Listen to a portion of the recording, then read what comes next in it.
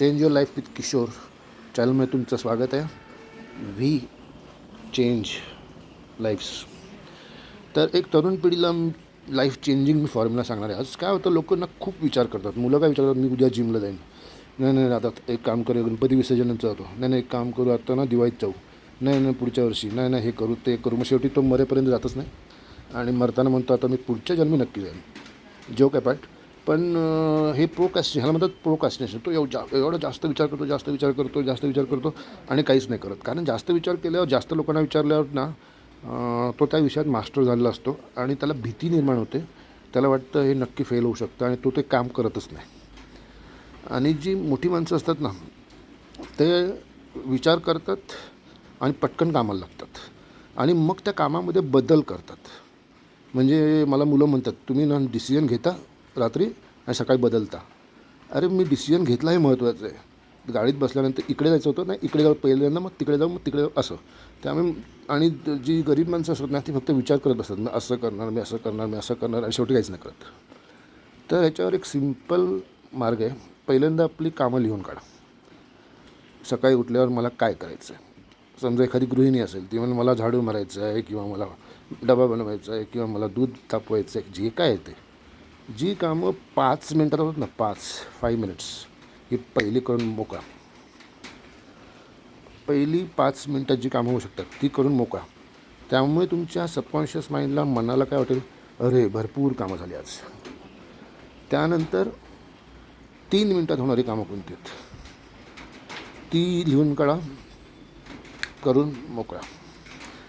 असं एक आठवडाभर करा. पुढच्या आठवड्यामध्ये सेम त्यामध्ये 2 मिनटात होणारी कामं ॲड करा. त्यानंतर 1 मिनटात कोणतं काम होऊ शकतं ते आत्ताच्या आत्ता करून मोकळा.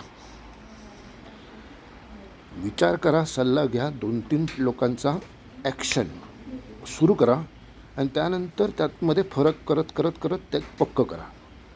फक्तच विचार करत बसलं तर काही होणार नाही. हे प्रोक्रॅस्टिनेशन म्हणतात त्याला. आणि दुसरी गोष्ट म्हणजे डू इट नावची सवय लावा. म्हणजे आत्ताच्या आत्ता करा.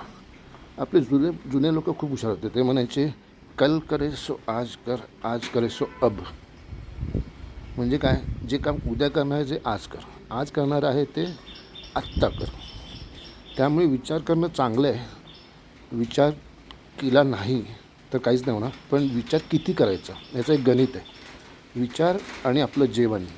म्हणजे समजा तुम्हाला ताटभर जेवण वाढलं, तुम्ही जेवलात, पोट भरलं, तुम्ही अजून जेवलात तर काय होणार आहे, वजन वाढणार आहे, डायजेशन नाही होणार आहे, डायबिटीस होणार आहे, ब्लड प्रेशर होणार आहे.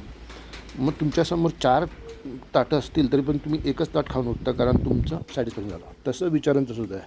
तुम्ही विचार तेवढाच करायचा की जो हजम होईल, म्हणजे ज्याने तुम्हाला फायदा होईल.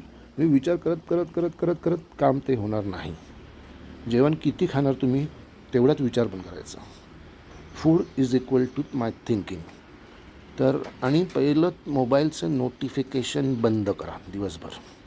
कारण तुम्ही एखादं काम करत असता आणि जेव्हा एखादं नोटिफिकेशन येतं आणि तुम्ही ते उघडून बघता, अरे काय बघूया, तर त्यामुळे सायन्स म्हणतं की तुमच्या दिवसातले 23 मिनटं तुम्ही डिस्टर्ब होता.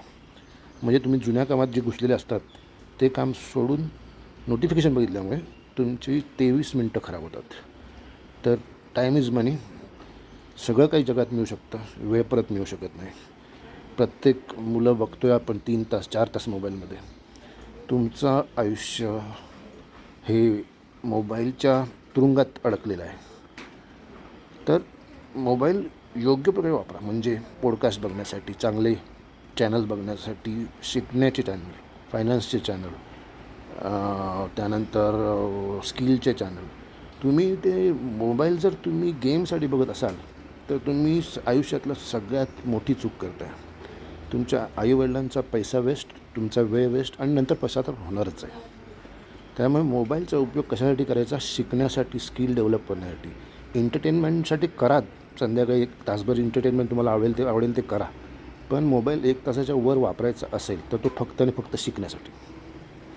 तर विचार किती करायचा, जेवढं जेवण करतो तेवढाच ॲक्शन घ्यायची आणि त्यानंतर थोडा फरक करत जायचा. लोकांचा सल्ला घेत नाही, असं नाही, बरं ठीक आहे असं करूया, नाही असं नाही असं करूया, आणि मग ते काम नक्की होईल. All the best. थँक्यू.